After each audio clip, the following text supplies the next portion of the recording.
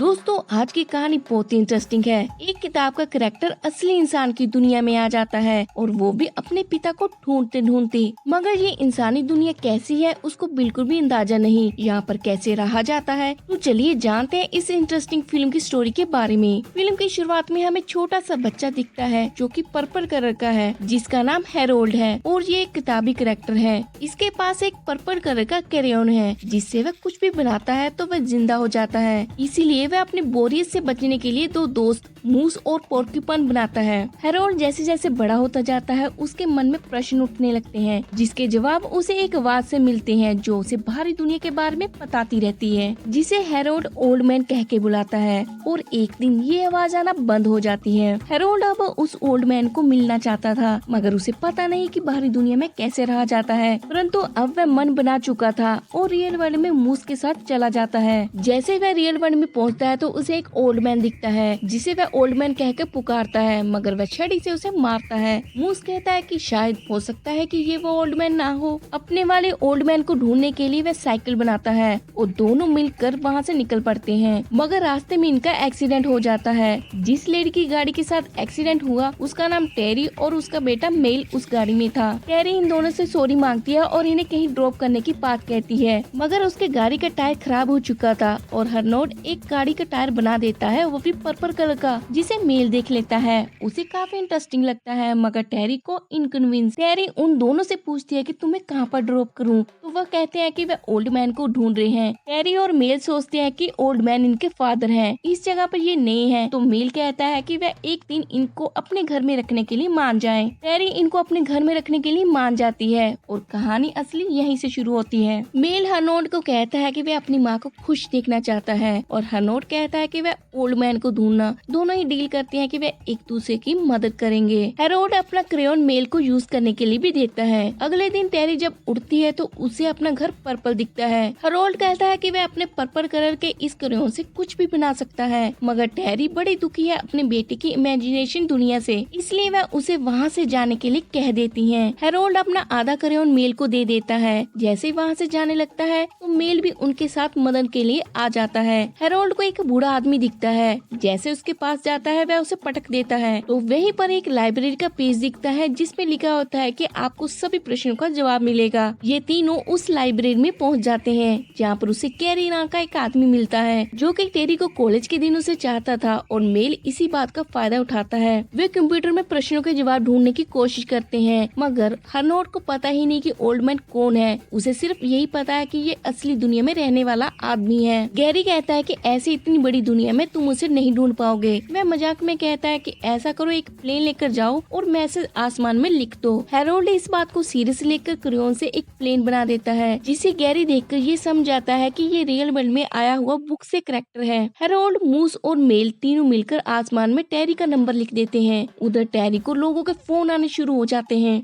ये दोनों उसी स्टोर में पहुंच जाते हैं जहाँ पर टेरी काम कर रही होती है। टेरी को अचानक मेल के स्कूल से फोन आता है और इमरजेंसी में उसे जाना पड़ता है, मगर जाते जाते ये दोनों को काम सौंप जाती है, परंतु वह हैरोल्ड के कारण मुश्किल में फंस जाती है। बाद में मेल के कहने पर वह उन्हें माफ भी कर देती है। जब ये लोग घर में जा रहे होते हैं तो हैरोल्ड एक पियानो बनाकर टेरी को देता है, क्योंकि टेरी का सपना था पियानो बजाने का। उसी जगह पर गैरी पहुंचकर हैरोल्ड को कहता है कि वह उसके साथ चले, क्योंकि वह जानता है कि वह कहां से आया। गैरी हैरोल्ड को उस बुक को इंट्रोड्यूस कराता है और हैरोल्ड मानता है कि क्रॉकेट जॉनसन ही उसका ओल्ड मैन है। मगर वहाँ पर पोर्क्यूपाइन भी आ जाती है, जिसे पुलिस मूस और हैरोल्ड के साथ पकड़ कर ले जाती है, क्योंकि पोर्क्यूपाइन ने एक जैकेट चुराई थी। ये लोग जेल में चालाकी दिखाकर क्रेयॉन की मदद से वहाँ से भाग जाते हैं। वहाँ से निकलने के बाद सबसे पहले वह मोटर बाइक बनाता है ताकि क्रॉकेट जॉनसन के वहाँ पर जा सके, मगर वहाँ जाने के बाद उसे पता चलता है कि वो पर्सन मर चुके हैं। हैरोल्ड काफी नाराज हो जाता है और उसकी बनाई चीजें गायब होने लगती हैं,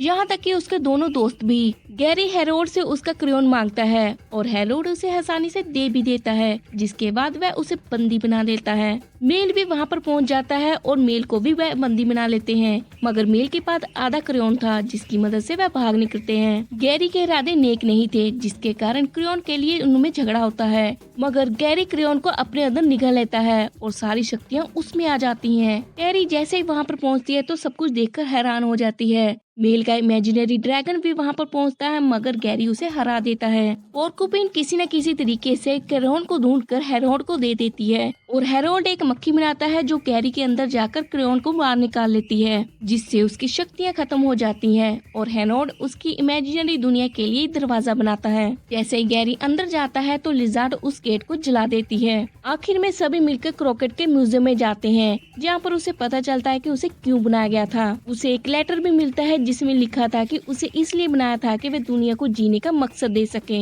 आखिर में हेरोल्ड अपनी दुनिया में जाने का मन बनाता है, मगर जाने से पहले वह मेल को बहुत सारे क्रेयोन दे के जाता है और इसी के साथ ही हैप्पी एंडिंग इस कहानी की हो जाती है।